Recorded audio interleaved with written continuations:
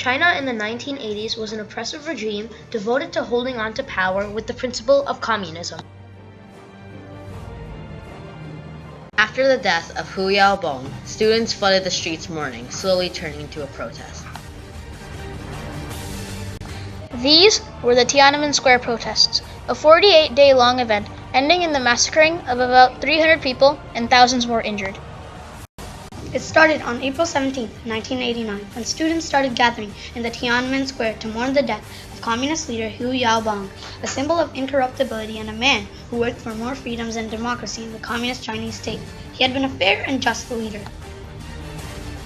The mourners, using the death of Hu Yaobong as a reason to take to the streets, grew in size from April 18th to April 21st, causing Communist Party leaders to grow more suspicious, fearing the demonstrations would lead to chaos. There were two main figures in the government who played roles in response to the protests: Premier Li Peng and Party General Secretary Zhao Zheng. Li Peng, a man with a conservative view, was second ranking in the government party and believed the protests were meant to undermine the government. Zhao Zheng was the leader of a faction that was a minority, but believed that the students were just showing patriotism and that the Communist Party should not fight back against them, managing to slow down the actions taken. More than 100,000 people gathered for Hu's memorial service on April 22nd, with 3 students demanding to see Li Peng about a petition to which he ignored. Students began to boycott classes and commit an illegal act at the time, organizing into unofficial student union.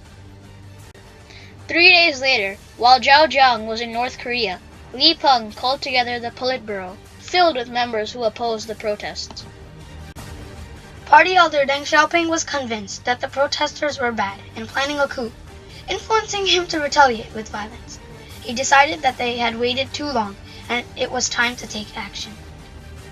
The next day, the April 26 editorial was released, "The Necessity for a Clear Stand Against Turmoil." It outraged the protesters as it denounced the students, saying, using both big and small character posters, they vilified, hurled invectives at and attacked party and state leaders. Blatantly violating the Constitution, they called for the opposition to the leadership by the Communist Party and the socialist system. The peaceful protesters, who only wanted more freedom, were said to be completely trying to destroy the government. The next day, more people joined in demonstrations. There were people of all occupations, from doctors to regular citizens, with only government officials not joining in the protests. 10% of Beijing had joined in. Over the next few days, the government remained divided on what to do, with those behind Zhao Zheng believing they should make reforms, while those behind Li Peng believing they must create stability in order to do anything. On May 4th, tens of thousands of students marched in the square to celebrate the 70th anniversary of the May 4th movement, which happened in Tiananmen Square, saying they'd return to classes the next day, but continue pushing for rights. Zhao Zheng, while speaking to foreign bankers, angered senior members of the government by saying the students were patriotic and contradicted the April 26th editorial. On May 13th, a hunger strike was started by about 160 students, drawing more support to the cause as they spoke out against the government. 3 days later, more than 3,000 people had joined in the hunger strike. Zhao Zheng spoke to the Politburo during a meeting to start reforms and accept the students' demands, while Li Peng continued to speak against the protesters. Zhao visited hunger strikers on May 18th to convince them to stop as he started to write his letter of resignation. At the same time, Li Peng spoke to the leaders of the protest without any progress, saying to the students, "I can state that during the past few days, Beijing has been in a state of anarchy. I hope you students will think for a moment what consequences might have been brought about by the situation." Later that day, martial law is decided in a meeting that Zhao does not attend. On May 19th, Li Peng delivered a speech and declared the military will be sent in, stating, "To restore normal order, to restore public order, to stabilize the situation in Beijing municipality, and to restore normal order. There is no choice but to move a group of the People's Liberation Army to the vicinity of Beijing. The army moved in the next day, but were ordered not to harm anyone and made very little progress over the next 3 days. They left Beijing on the 24th, causing Deng Xiaoping to immediately plan another attack.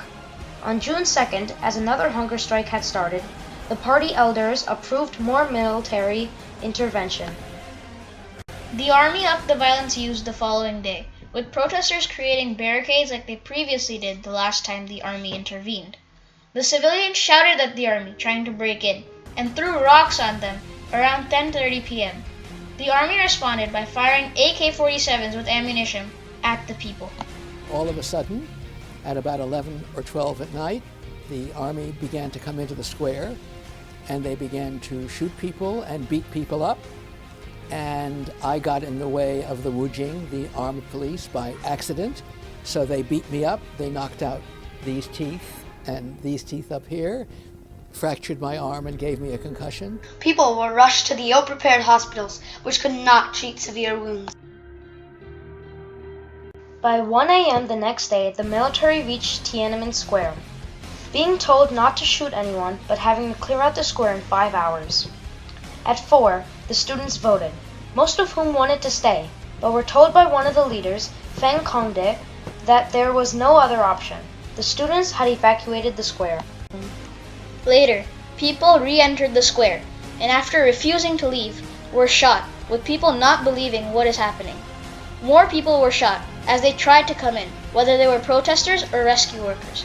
The next morning, the army was in complete control, but there was one final act that had gone down in history.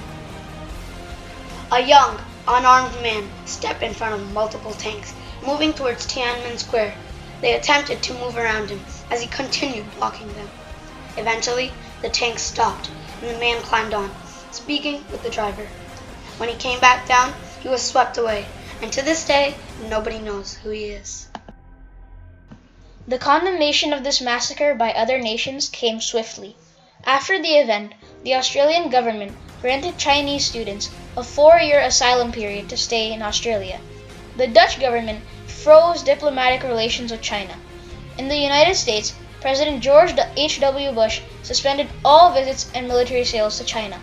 After the massacre, Hong Kong's largest ever protest happened, as 1.5 million people protested in favor of the students. If China were to pull back to its pre-1972 era of isolation and repression. Mindful of these complexities, and yet of the necessity to strongly and clearly express our condemnation of the events of recent days, I'm ordering the following actions. Suspension of all government-to-government sales and commercial exports of... If you were to go to China today, and do an internet search for Tiananmen Square, you would just, get a spinning dot or something. Nothing's going to come back for that, right? Every year to this day, on the anniversary of Tiananmen, Tiananmen Square is patrolled by large numbers of plainclothes policemen. Right, people who were involved in the protests are sent on vacation, right, during the anniversary period to make sure that nothing sort of happens. There are no birds, there are no flowers, there is no color. And not even on the anniversary, there are plainclothes policemen everywhere. And me, a foreigner, they're going to follow you around wherever you go because they're afraid of you talking to people about Tiananmen Square. The Tiananmen protest truly show a moment of history where the powerless took power. A moment where students took power to fight injustice. A moment where pure courage was shown. A moment where a group of unarmed civilians took a stand against one of the most powerful governments in the world. A moment, a stand was taken.